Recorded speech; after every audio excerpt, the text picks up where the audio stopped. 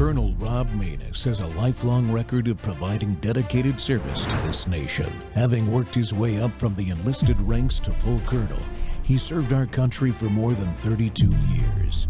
He has served as a bomber squadron commander, bomb disposal technician, Joint Chiefs of Staff Operations Officer, assisted the National Security Team with the campaign plan for the global war on terrorism. He authored the first theater nuclear war plan and served as the Vice Commander of America's largest airborne intelligence wing. Colonel Rob Maness is a true American hero.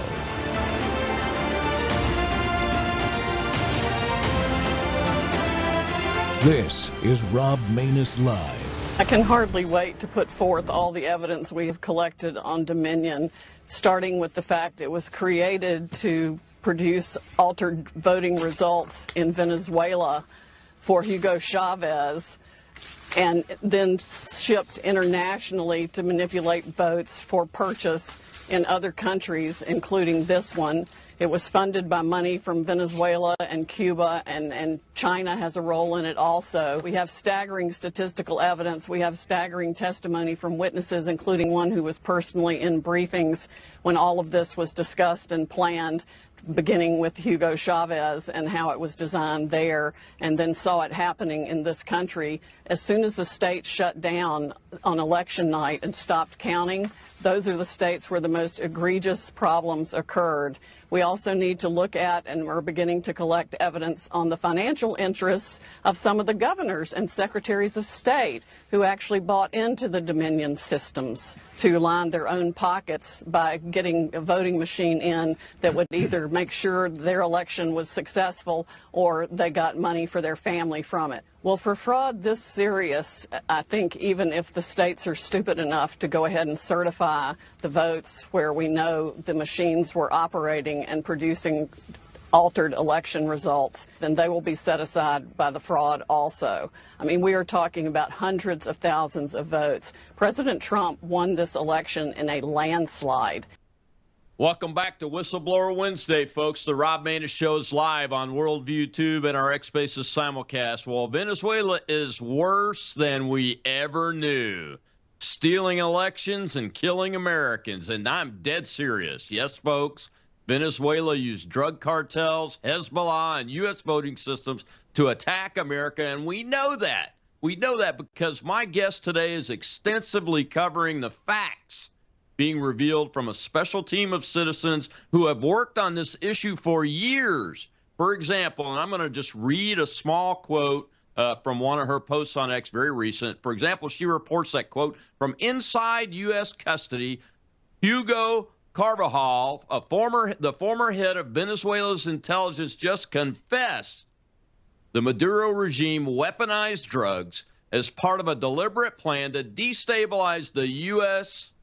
Cuban operatives, FARC, ELN, and Hezbollah were given weapons, passports, and immunity to operate from Venezuela. They infiltrated under Biden's open border policies, armed, obedient, and ready. Every kidnapping, every extortion, and killing.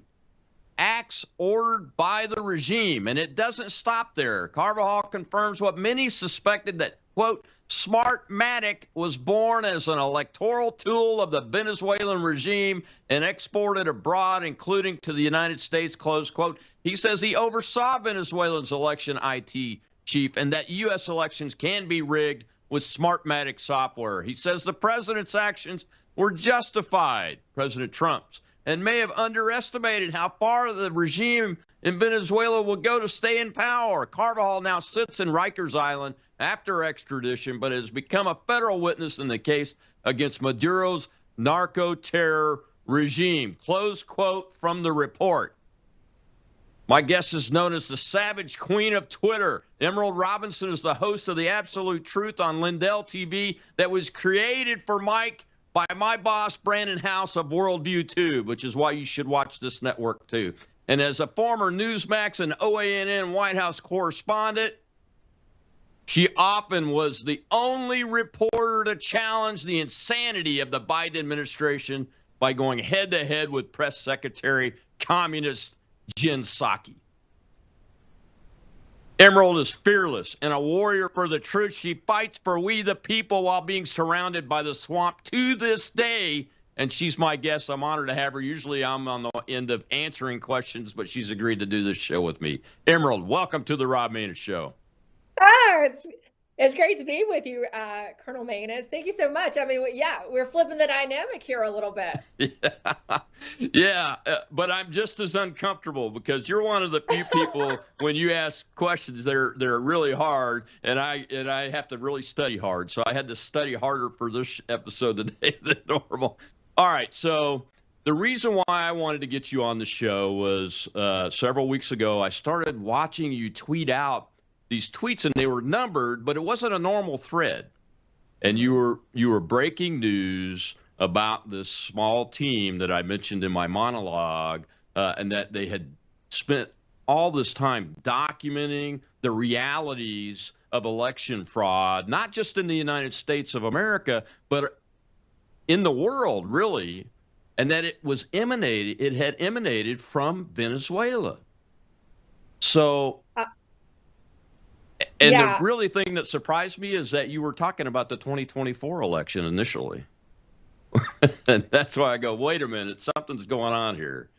Right. And so tell folks a summary of who this team is, because they're still active, and what happened in the 2024 election. Yeah. Before I get into that, something you said in your cold open struck me. And the video of Sidney Powell, which I remember well, I watched that in real time, right? It took me back. I've been struck as I have put out this thread and I've been working. So I've been working on this story for over 5 years now, right? But over the last year and a half, I've had a front seat to the people who were trying to do something about what we've known since 2020 and how the 2024 election was saved. But what you said and what Sidney said there, we knew so much of this already. Even November 2020, so much of this we knew. And I love that this is Whistleblower Wednesday. That's great. I've actually had a couple whistleblowers come out of the woodwork since I've been reporting and doing this thread to talk to me about what we knew leading up to the 2020 election and in the immediate aftermath. We had this intelligence on Venezuela. We had how it intersected with China, even prior to the 2020 election. And one whistleblower and confirming a lot of this, which, I've spent hundreds and hundreds of hours talking to dozens of different people about this story. Of course, there's the main figures in my story that I call the Three Musketeers, and we'll get to them in a minute. But I went and talked to dozens of people to confirm their story all over the globe. Okay. But what this one whistleblower, who was a key person, actually wrote the dissent from the in that Director of National Intelligence report on foreign interference that Ratcliffe put out in 2021. And remember, he said, I got tons of pushback from the intelligence community. The analysts did not want me to include China and Chinese interference. This whistleblower, it was him, and he was telling me, we had so much on this, even Smartmatic, and there are classified reports on Smartmatic that existed prior to the 2020 election, the development of the software in Venezuela and how it is used by China, right? They already had that, and they were talking about it in emails. And the person told me, if they just declassified these emails, they might not want to declassify the reports on the intelligence. Okay, understandable, sure. That should be disclassified too, but they could legitimately make a case for not doing that. But the emails can be declassified, and the American people would know that the intelligence community knew. So fast forward to 2024. These people knew this. I've been briefed on the Smartmatic issue and how it was developed in Venezuela, how long this had been going on to a certain degree right after the 2020 election. And a lot of it was already there. And I know that there was attempts to brief the Trump team. There were some people who were briefed. So we didn't even have to go through the 4 years of the Biden regime and sucky. Right. Because we could have done something about it then. But up to even the summer 2024, nothing had been done. But there was this kind of ragtag band funded by Patrick Byrne, right? that I have now called the Three Musketeers who just wouldn't let it go. Now, two members of my Three Musketeers, former CIA station chief, he's a legendary CIA agent because of what he did in Afghanistan, Gary Birdson. Yeah. You probably know him well. I do. And then this other non-citizen of the U.S., Venezuelan national, who we call Zorro, have been investigating drug trafficking and money laundering. That's what they did. You know, they were a private group. Gary had long since left the CIA, but in investigating those two issues for different clients, the issue of election stealing was put on their radar as far back as 2012, the Smartmatic issue. So they weren't particularly looking into that, but they'd already had to investigate some of it because of how it related to the money laundering and the drug trafficking by the oligarchs in Venezuela. So they already had a pretty good basis by the time we got to 2020. They had been, after 2020, they knew immediately when they saw what was happening with the 2020 election, they saw and knew, okay, this is definitely the Smartmatic software. You know, this is that software that's in play.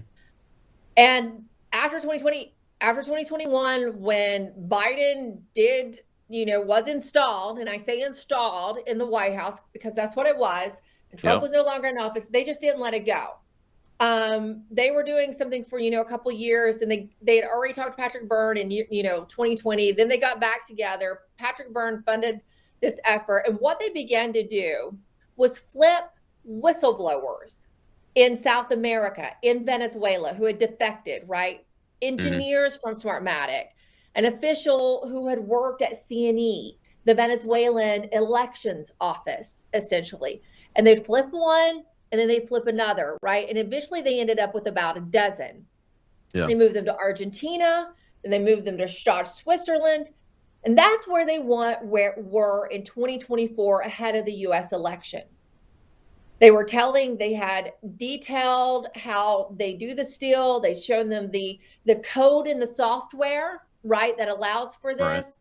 They showed exactly how it's done. They took some of this data imaging that they had from our elections and let them look at it and show how they did it. So that Mesa County image, all of that, the Coffee County image, they went through all that. I've talked to these whistleblowers. It's very fascinating to talk with them. And I asked them how far back it went. And so did General Flynn that summer, that he showed up in 2024, the summer 2024, in Stade, Switzerland, to verify that they were legit and that they knew what they were talking about. And he was blown away. Before he left Stade, he asked one of them, he said, well, how long has this been going on? And they tell him, well, 2 decades and 72 countries. 2 decades and 72 countries. That's why no one wants to touch this, Colonel Maness. Still, nothing was being done about the 2024 election, right? There was a major presidential election coming up. We were living under tyranny. J6ers were sitting in prison. People like me were thinking that every helicopter that went over was the day they were coming for me. That's where we sat at this point. A few weeks before the 2024 election, Senator Mark Wade Mullen and former Senator David Perdue finally arranged a meeting between Trump advisor Susie Wiles and that one man who could explain exactly how everything was rigged, and that was Zorro, the Venezuelan national. The meeting took place at Mar-a-Lago. Susie she had said, and she was one of those people telling President Trump, election fraud doesn't exist. You legitimately lost in 2020. This is why we have to do this in 2024. She really thought they were crazy. Okay, she legitimately did. After that briefing, though, she listened, she absorbed it very slowly, but she made the decision that the Trump team should be briefed as well. But first, she sent them to the only person she trusted to confirm it, who happened to be on site at Mar-a-Lago at the time. And you might can guess who that was. It was none other than Elon Musk. So Zorro went to brief Musk. He went to do his full PowerPoint briefing. But Musk doesn't listen to briefings like that, right? He said, just give me your data. He put it in AI. And I know this is long, so if we have to take a commercial break, you can let me know. Yeah, we're going to take a break here in about 30 seconds. But so set it up. So he briefed Musk. He briefed Musk. And Musk took said, action. this is legit. This is what Musk said. He got on a call and he said, we have a problem. it's true. Who did he tell that But to? he The told president? that to Susie Wiles. And Okay. that began a 3-day period of nonstop briefings for the Trump team. And that was right around October 17th, 2024. Okay. All right. We got to take a break, Emerald. When we come back, we'll see another little clip. I always use little clips to get cold open. Okay. It's about the Venezuela stuff, and now you know why that's what the clip's going to show you is happening. And this is the reason right here. Emerald Robinson is covering it. The only person really that's a legitimate, independent journalist, folks. If you're not following her and watching her show, you ought to be doing it. Shame on you for not doing it. We'll be right back on the Rob Maness Show.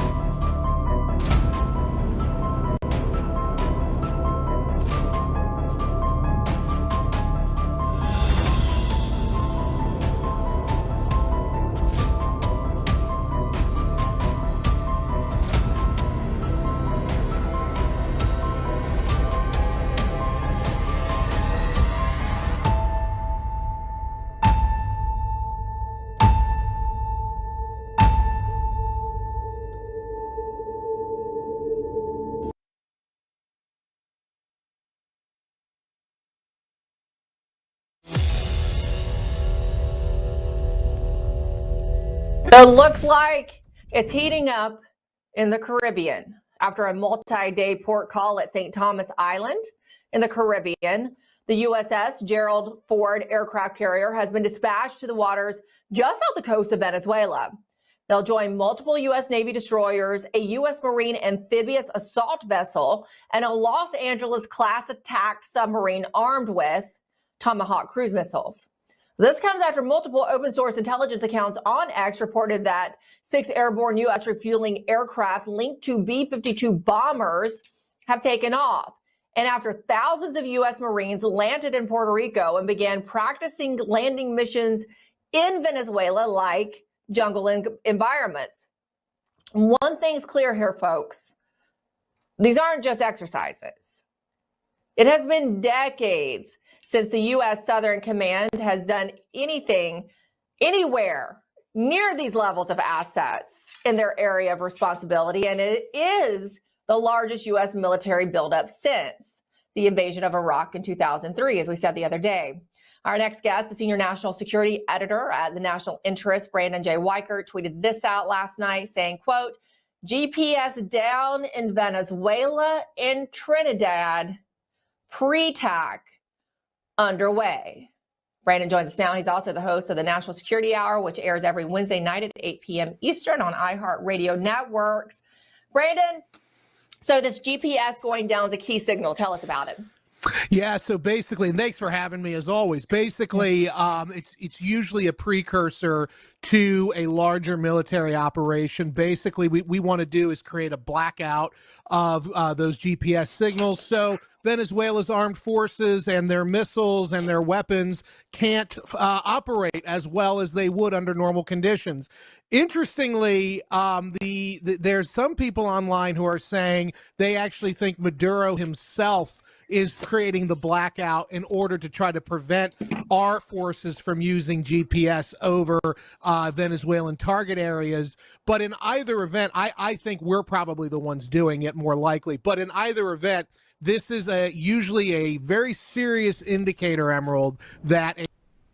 Welcome back to the Rob Maness Show. It's Whistleblower Wednesday. It's not every day I get to use a clip from the show host who I'm interviewing. And the reason why we're interviewing Emerald Robinson today is because she's covering this. And I just wanted to show a little clip of her recent coverage of what's going on off the coast of Venezuela that everybody realizes is happening, but doesn't really understand the why.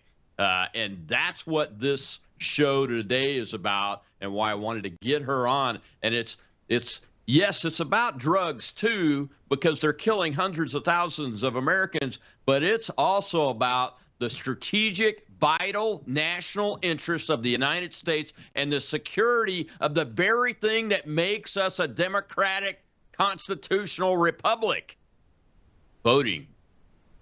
If we can't have confidence in that, we can't have confidence in anything. And that's why everyone everywhere on both sides of the aisle is questioning everything that comes out of every government at every level in this country right now, which is heartbreaking for people like me and my guest too, Emerald, who serve this country because we love what it means. That it's the greatest country in the world, the greatest country in the history of mankind. It's lifted more people out of poverty, saved more lives from war than any other country, and it's being destroyed from within because of this lack of confidence. We got to get it right. Emerald, welcome back. It was a little bit of a long intro, but I wanted to show that just to remind everybody that the reality of what's happening right now. Yeah. This is going on. And speaking of right now, just as we've been talking over the last 20 or so minutes, the president did confirm in his roundtable that's happening right now in the Roosevelt Room that we've just intercepted or taken a seized tanker off the coast of Venezuela. President confirmed that. Yeah. So this is escalating even further. I do wish that the president during this time would take the opportunity to explain why.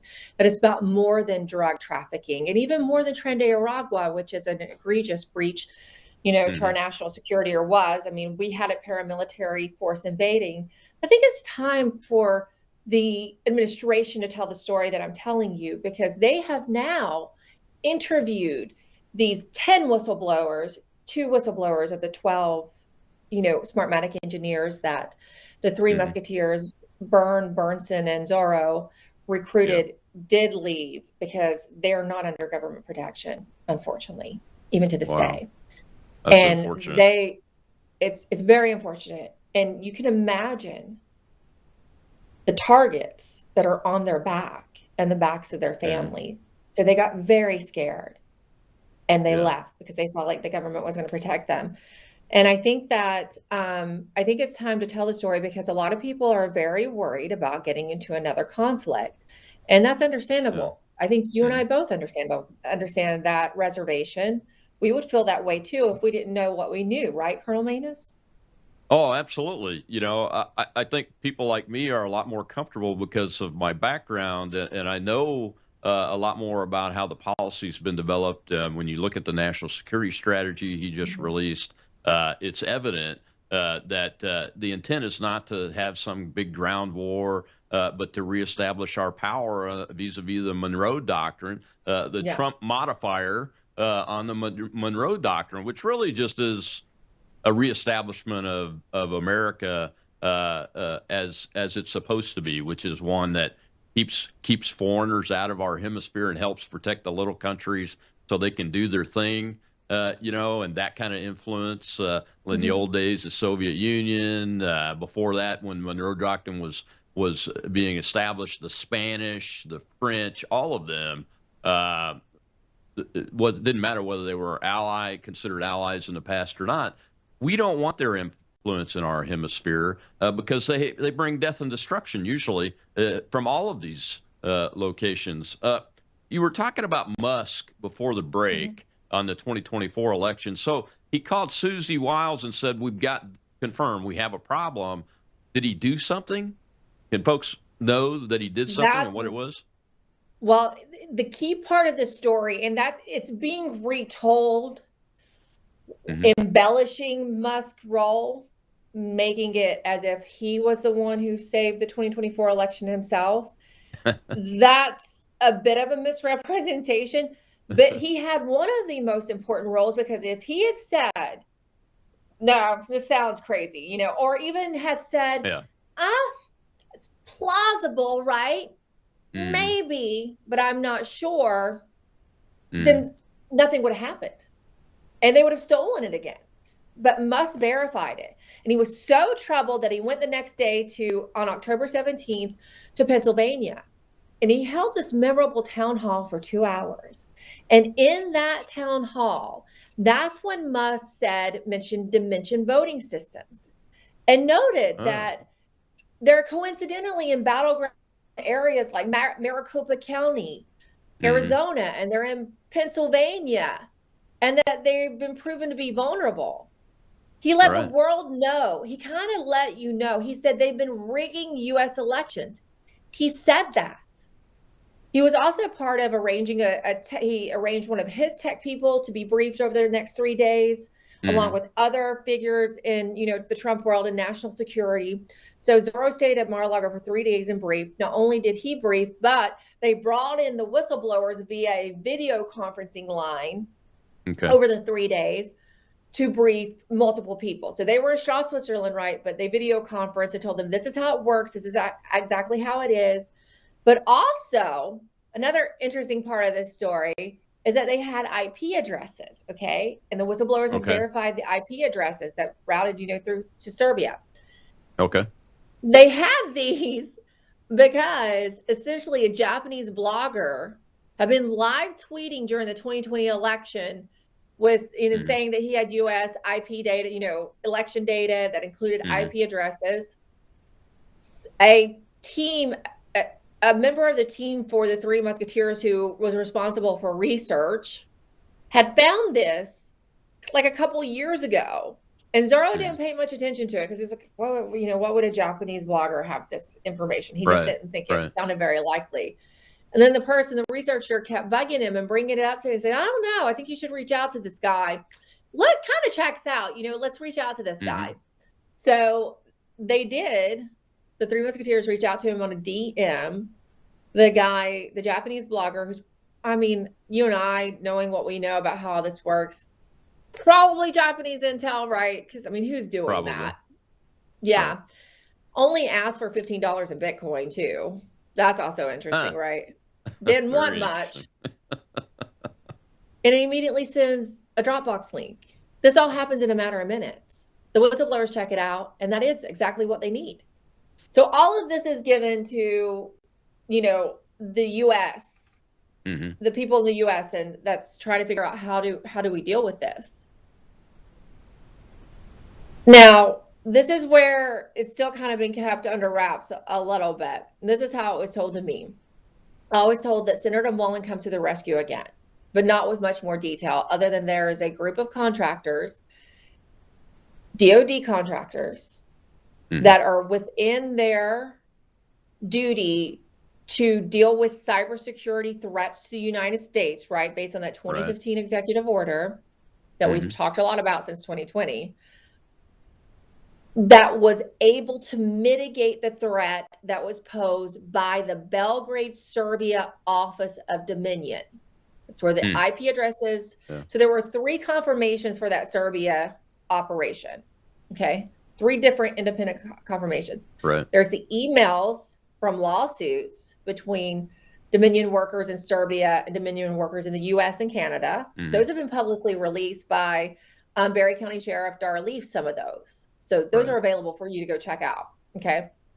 There was also a Macedonian intelligence asset that was sourcing on that with the Three Musketeers. And then there was this IP information. So they knew where it was happening, but they didn't quite know how they would stop it. Zorro meets with the contractors. He gives everything over. This is a matter of, a few days before the 2024 election. So this is in the Biden administration, folks, just so you understand. We still have Americans that want to protect our country. There are some, yeah. Yeah. And so he goes to Oslo, Norway, because obviously, if the election doesn't go well, these guys are basically dead men, and probably quite a few of us. Bernstein's goes back to Switzerland, and Bern is in Qatar for their safety, because they know they're just, they're a target on their backs too. So nobody knows what's going to happen. Team Trump doesn't know what's going to happen. They understand that they can be flipped. They now know how. They've spoken with the Venezuelan whistleblowers who were involved with the development of the software. They explained to Also, if you go to the website stolenelections.com, you can see the players. And not only was, when Smartmatic was developed in 2004 for the Chavez referendum to rig it, there were, the key people, the engineers that were involved with it. When Smartmatic took over Sequoia, acquired Sequoia in the United States, those people, several of those people moved to work for Sequoia. Then when Dominion got Sequoia, right, those people, like Ronald Morales is a name, moved to Dominion. So there's also the people. There's the software, there's the people. So that's how they knew that Dominion was basically the same software, right? You had the same people, you had the licensing disputes over the years. When the whistleblowers looked at it, they felt like they knew that they, that this was it, that it looked the same. And then there was the backdoor entry because they created it, right? So they and used it. So they all knew. But what happened? 2024 rolls around. I remember sitting there after 7 p.m. Eastern time when usually we start seeing the flips. You start seeing those numbers that don't really. I was watching. And that you were watching. We all were. I remember talking to Ed Dowd, who was in Hawaii, and he's like, "Wait, what's going on?" He just couldn't even believe it because he knew they could do it, but we were not seeing the numbers switch, and we were all anticipating that because we didn't know anything was going on. Trump himself did not know. If he knew it could happen, but he didn't know. And they kind of kept him at arm's length, right? Because they didn't want there to be any propriety or question. So he was briefed to a certain extent then. He's been fully briefed now. He knows exactly now. But then it was kind of, to make sure, there was he was kept at a distance. And he knew what he needed to know, could know. Now, Benny Johnson, who is telling the other version of the story that doesn't quite line up, right? He came out and independently confirmed that this is all true. He talked to probably Elon Musk and a few other figures, said that Elon knew a little bit earlier in the day that obviously the Belgrade threat had been neutralized because the numbers were adding up to him. And he could just tell because that's what he does, right? He's a tech person. He could see that there was no manipulation. And he told Trump a little bit earlier, like around 7 p.m., you're going to win. But I've heard that Trump really started to absorb it and think, wait, maybe they did, maybe this is going to happen around after 10 p.m. Because we would have already been seeing a little bit more of the flip in certain areas or the holding out on votes. And so still nobody quite knew what happened. I got to take a break real quick. We're a little late on the break. So let me take this break real quick. We'll be right back because the story about what happened in the 2024 election is very important. And I'll add my 2 cents there after the break. We'll be right back.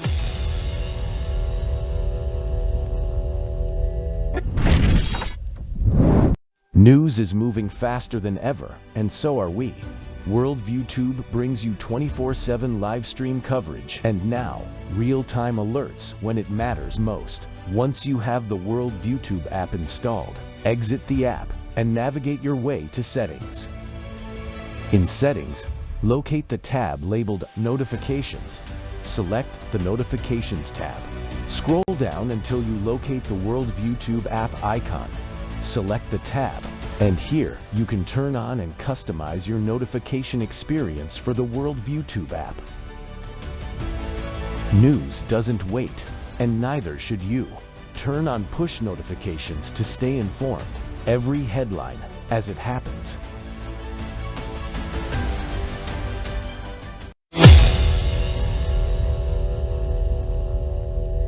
That's huge. That's 2 huge bombshells right now. But I can't ignore the third. You just told us that you are CIA, sir. So how would you describe your role with the CIA, which you haven't revealed before? Well, again, I was telling the truth when I said they frequently was reminded that you have a really non-standard relationship. It became kind of my mother relationship. I had lots of relationships across the government, but eventually I went from there to by 2010, 2011, Obama, I became something called a tier 1 intelligence asset. And then in 2010, 2011, Obama elevated me to national intelligence asset. I was told I was going to be the ace in the hole for all kinds of, for the real tough situations from 2010, that was after working for Brennan for 4 or 5 years. And then I continued doing all that stuff through 2016.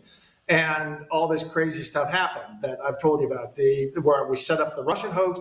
That's why, I mean, I've talked around it because I was trying to hide that, but I've told these stories about how I got drawn into setting up the Russian hoax and the Hillary this and that. There was a little bit of fibbing there. I didn't want to explain the whole truth. I was doing that. I didn't just stumble into it. I was their go-to asset. I was the national intelligence asset. First, I got pulled under Brennan in 06, and then 20. Welcome back to the Rob Maness Show. That was Emerald Robinson, my guest today, interviewing Patrick Byrne, who broke that news about him being a CIA asset on the air. And that's important because Mr. Byrne is somewhat controversial in some people's minds. But to understand the background of this man is to understand why he's been smeared and smeared and smeared and those kinds of things. And it's relevant to the story that Emerald has been covering for 5 years. It's breaking now about the election fraud that is ongoing in 72 countries, she said. 72 countries. Emerald, welcome back. I wanted to show that clip because I wanted to get into the role of the CIA just a little bit from your perspective and what you know. Mm-hmm. But before that, it's election night. I'm down at the community center, West Palm Beach Community Center, where the big watch party was. I'm being interviewed by a couple of people, but I Cliff Maloney from the Pennsylvania Chase is a friend of mine, and my PAC did funding for him for ballot chasing. So I'm on the phone with him a couple of times. And I asked him outright at about 9:30. I said, "Hey, what's going on?" Because I'm like everybody else. I'm like, man, they're going to steal it, but I'm not seeing any numbers that would indicate that the steal is on again. And he said, "Look, Rob, at like 9 o'clock Eastern, they had already had all of the red counties counted in Pennsylvania. He's won it, but they're not announcing it." Yeah, is what I was hearing from Cliff, and he was on the ground there. So they'll say that's when I go. That's when I go. They're waiting on something. Were they waiting on something? Is that what was going on? Probably, yeah, they were waiting on something. But also in Pennsylvania, there were 700,000 less mail-in ballots in 2024 than there was in the 2020 election cycle. That helped, right? Because election fraud is death by 1,000 cuts, but they can flip it. They weren't able to flip it. And I'll tell you what happened, as it's been told to me, is that basically they took out the power in the blocks surrounding the Belgrade office. They fried, the power, so they couldn't get on to their computer the day before. So they stopped it the day before. It was out for 3 days, meaning they couldn't then later. So they knew it was not going to be rolling in on the portion that they flipped. So that's how it was saved. Now there were other things, like I said, the 700,000 mail-in ballots that weren't there in 2024, but they still could have flipped it for her enough to make her win. You remember they have a certain amount of the market share, but they could have flipped it enough to give us a Kamala Harris administration, which would have been an absolute nightmare. Absolutely. And now getting back to what the clip you just played about, that Bernstein, it has literally caused a firestorm on X. And staying true to form, Patrick Byrne is still controversial. He's basically told you this in the past, right? Because he'd already shared his story about how the Obama administration had ordered him to bribe Hillary Clinton because they knew she was going to be the president, right? They just knew she was going to be president. And Obama wanted to be able to control her because while they're busy trying to control Republicans, they're also busy trying to control each other. And he wanted to make sure that his agenda survived Hillary Clinton and his legacy, right? Obama was. Right. So basically, Burns told you this. And how else most average Americans don't know how to go out and flip whistleblowers and go around the world and get a security team to protect them, So I would just say he kind of knew this. And also because of his background, he was able to know what to do. And there are a few, there are a few good guys in that, not many though. I'd say 80% of them are still loyal to Brennan, who brought them in. Our IC, the IC as it stands now was basically built by Brennan. And that's one of our major problems. Exactly. That hasn't changed since Trump took office. And that's a whole other hour-long conversation we could have. But how did you think, I mean, Gary Burns is a former CIA station chief and a legendary CIA agent who went in and basically would have taken out the Taliban by himself in Exactly. a matter of days if he'd gotten the backup from Rumsfeld. And if the Bush, the Bush Department of Defense didn't want an ongoing war, you probably would have had, a shorter, thanks to Gary Burns. Exactly. So these guys knew what they were doing because they've been part of this. But that's been something that's been interesting to see the comments on X. And I understand people because I understand the distrust of anyone who's been a part of our intelligence community because it is so corrupt. Yeah. So I get that. But there's more to come on that story. Burns going to be back on tomorrow and we'll go through the comments. Okay. Yeah. I mean, when I think about him, he was the Overstock guy, CEO, and most people, that's what they think about. And then there was something with the Second Amendment lady from Russia and stuff, and all that. There's a documentary I think that General Flynn's team put together on his life. It's really good. That people should go see. Right, I've seen clips of it, and it's really well done. And everything, but isn't it but called he's The Enemy Within? It's very good, Yeah. and it's actually just entertaining. Even if you didn't know it was a real story, it's very entertaining. And I will tell you, all along when Patrick would tell me stuff, he would be adamant. He's like, "But you go check for yourself," because he understands that his story sounds so fantastical that people generally don't believe him. And so he would say, and I would call. I mean, I called up. You can't believe the people that I've spoken to and called up. And sometimes I would think, this sounds, a little too much for TV even. And I would call a very trusted source or somebody who was supposed to have been involved. They would confirm details for me. So while people, will say these things, oh, well, he's a CIA asset. I have went around and confirmed and confirmed and confirmed and confirmed because that is my training. That is what I do. I am a journalist, and I understand why people are also skeptical about journalists as well, because that's another institution that has become super corrupt, and you just can't. We're now in a low trust society, Colonel Maness. Yes, we are. Which is just a sad state of affairs because I spent a lot of time in a couple former Soviet bloc countries, and when you get into a low trust society, it's hard to get yourself out of it.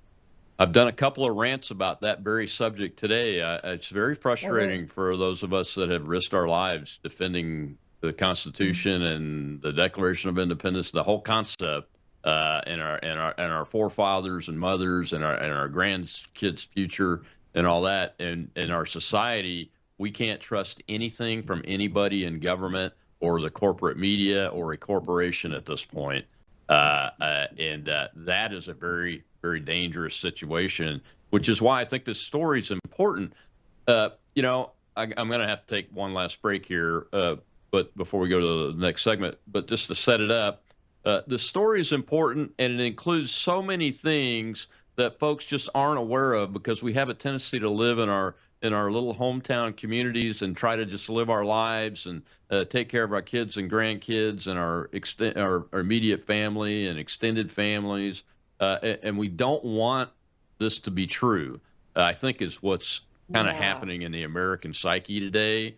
But this next clip after this break, you're going to see something about Tina Peters. And I wanted to get you to talk about why she is important to this entire story, because this picture is very big, and you got to understand it, folks, because to understand it is to find a way to a solution that reestablishes trust in the society of America. And that's critically important for our survival. We'll be right back with Emerald Roberts.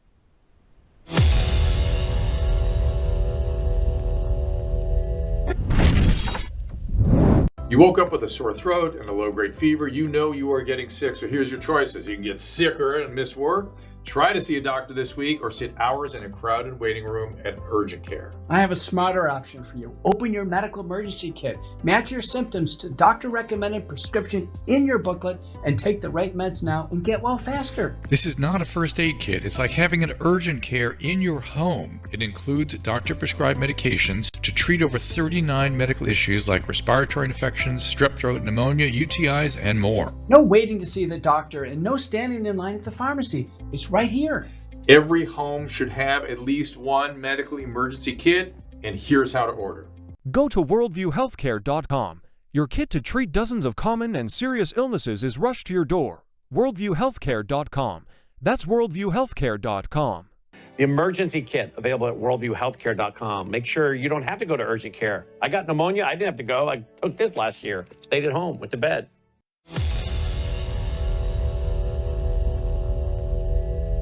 I'm calling on President Trump, and I did that in an X post last night on Getter, not because she's 70, not because she's a Gold Star mom, and not because she's likely to die in prison, but because Tina Peters is a witness to the 2020 theft of an election.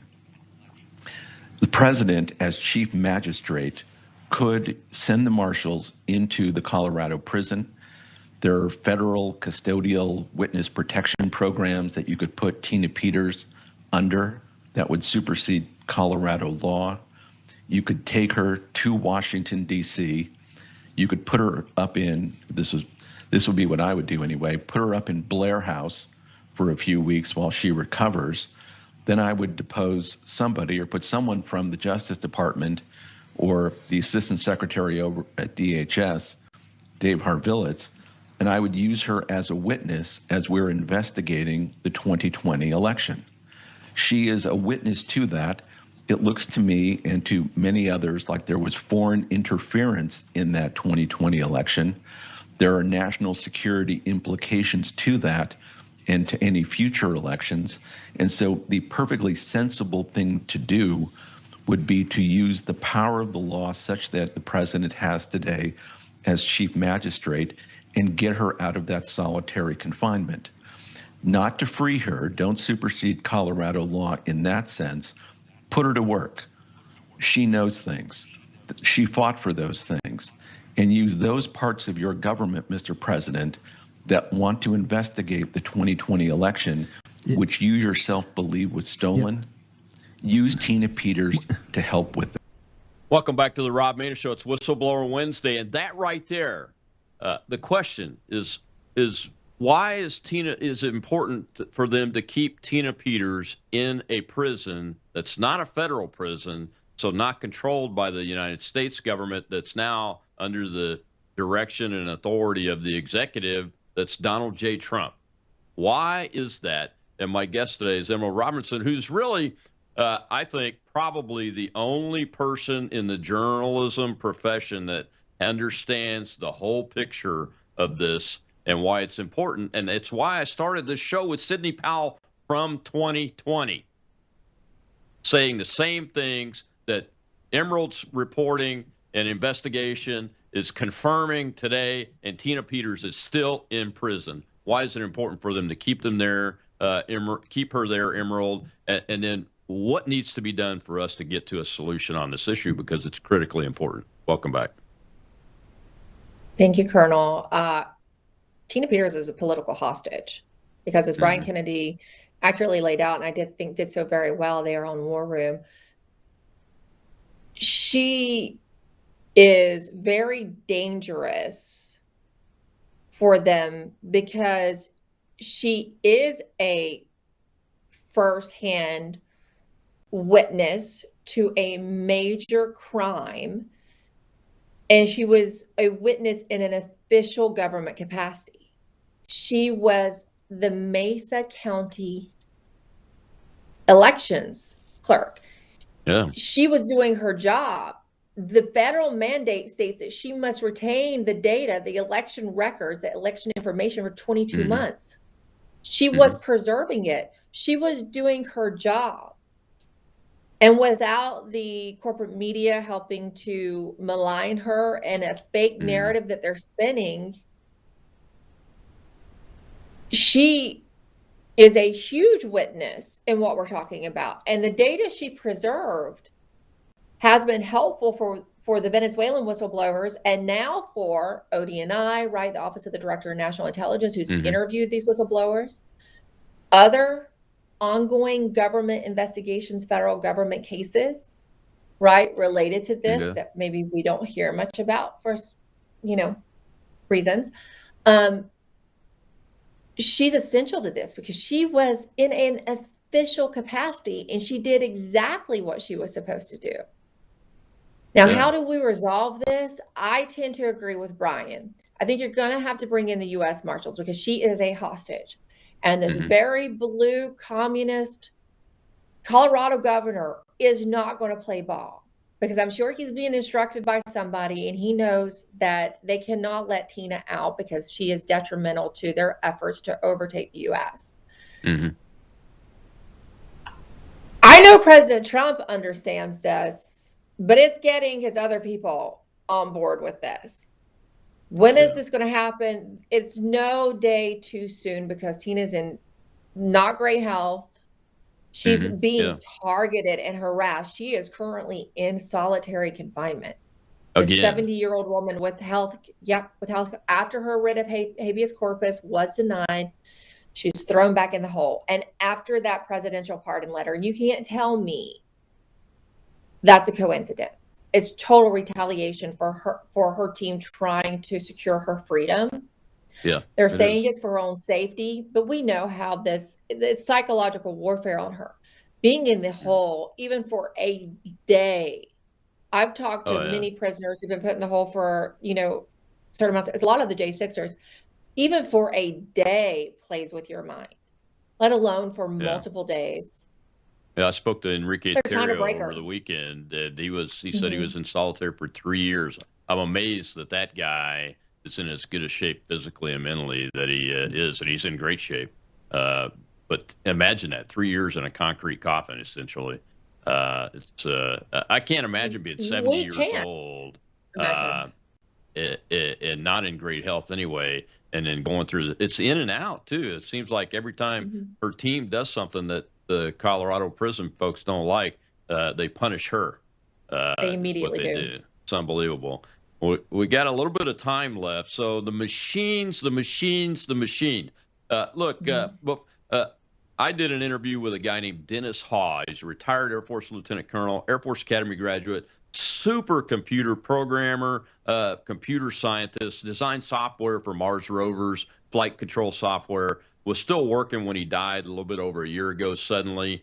But he did a study on behalf of Texas when they were looking at taking on digital machines. And I did a show with him in early 2020 to talk about his report and everything. And so I'm a computer programmer from way back from my college days where I learned it and have a solid understanding that all of this stuff is penetrable. It's modifiable. And with today's technology, it's modifiable even without any kind of wireless internet connection if you can get the right devices with the right information in the right locations. And Dennis proved that in his report. And then we come up to today in 2024, and you have confirmed, and Gary Burnson and Mr. Byrne and Zorro have all confirmed that what we have been talking about is true. We were censored. They destroyed my YouTube channel, my show channel, because of interviews with Dennis Haw about the election before the election. It's crazy because so it's about the machines. There's Chinese equipment, including chips in those machines. The hardware. So there is a China connection. It's accurate. What do we do to get this problem solved for the American people so that we can get on the road to rebuilding faith in the institutions that we all once had faith in? I'm glad you brought up the China hardware because I do think a little bit we have to be careful of getting lost in the just Venezuela, right? Right. The red-green axis comes together in Venezuela in our hemisphere. You got Hezbollah there, you got China there, Russian involvement. Russia's even sent some backup, a bit of support to Venezuela with the moves from Trump's military, from the U.S. military. And there's so I think that's something we need to start laying out next is how does this all intersect? And I've started doing that a bit now. I just had to get the story of 2024 out.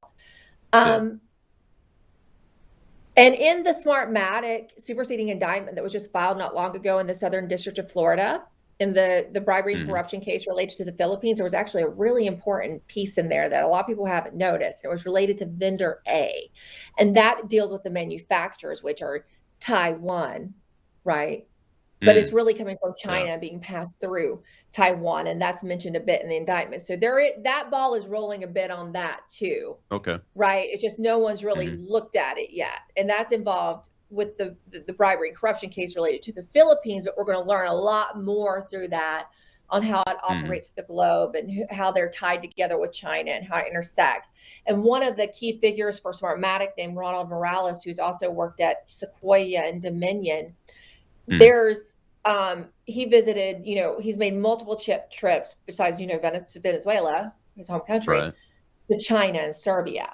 And Sheriff Darleaf released some of that information. He's a great follow on X. He doesn't go out there and do media, but from time to time, he'll release these really important information from his investigation on his ex. What do? We have to get rid of the machines.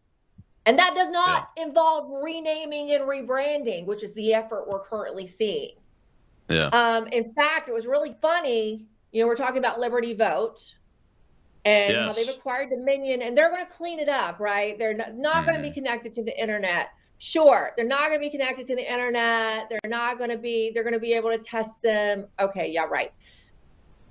So the company that's buys Dominion and now is renaming as Liberty Vote, they came up. It was No Ink and a Scott Leyendecker. We all say it a different way. Yeah. Everybody's still trying to figure out how to say this. How to say his last name. Well, this No Ink comes up yesterday in the Fulton in the state election board meetings for Georgia, where they're talking about, still the sort of the 2020 election. And No Ink's technology is for poll pads, right? It's poll pad software.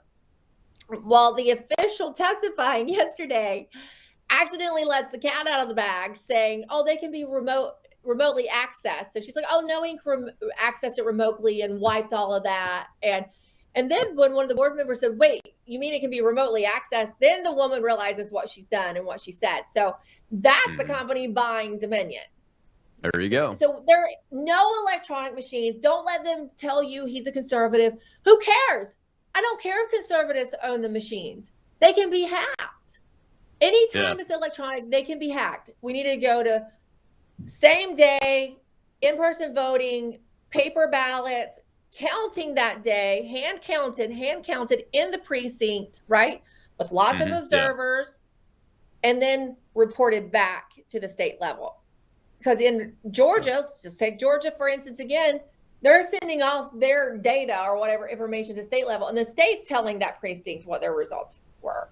How does that make any sense? Yeah, this whole centralized thing is just rife with fraud. Counting. Even without the electronics, centralizing this thing is rife with fraud. The best way to do it is exactly like you said, same day voting, max extent possible. Military, obviously absentee, and some rare other ones, invalids and those kind of things. But same day voting.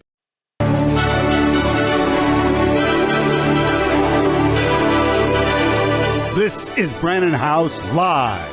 Whether the issue is law, science, economics, history, family, social issues, education, religion, government, or national security, Brannon brings the issues of the day into clear focus through the lens of a Judeo-Christian worldview. And now, here is your host, Brannon House. And welcome to the broadcast. Glad you are with us on this December 9th, 2025. December 9th, 2025. We're going to be joined tonight by Nick Holscher and then Tom Renz, attorney Tom Renz. And then I want to play a very special interview that I did today. I'm going to edit down the open of our broadcast today at 1 o'clock, cut out all the breaks, and just bring you the fast-paced interview and testimony, primarily testimony by a gal that was raised in the Middle East, saw a beheading at age 8, began to really change her life and open her eyes. She finally made it to the U.S. with her family, and she talks about how she was, greatly troubled by the impersonal God of Islam, and how her father would come home in a rage after going to the mosque. And then her father wanted her to marry a man much older. Her grandmother stood up to her father. You'll have to hear what happened to her grandmother. And then finally, even after years of living in the U.S. and in the Bible Belt, someone finally shared Christ with her. You got to hear about this tonight, folks. Got a lot of response today, and I don't want any of you to miss this because it was a very, very powerful testimony. But first, we're going to go to Nick Holscher, then Tom Renz. One of the things we're going to talk about tonight is this. Dandelion root extract kills 95% of cancer cells in vitro and reduces human colon tumor growth by over 90% in mice with zero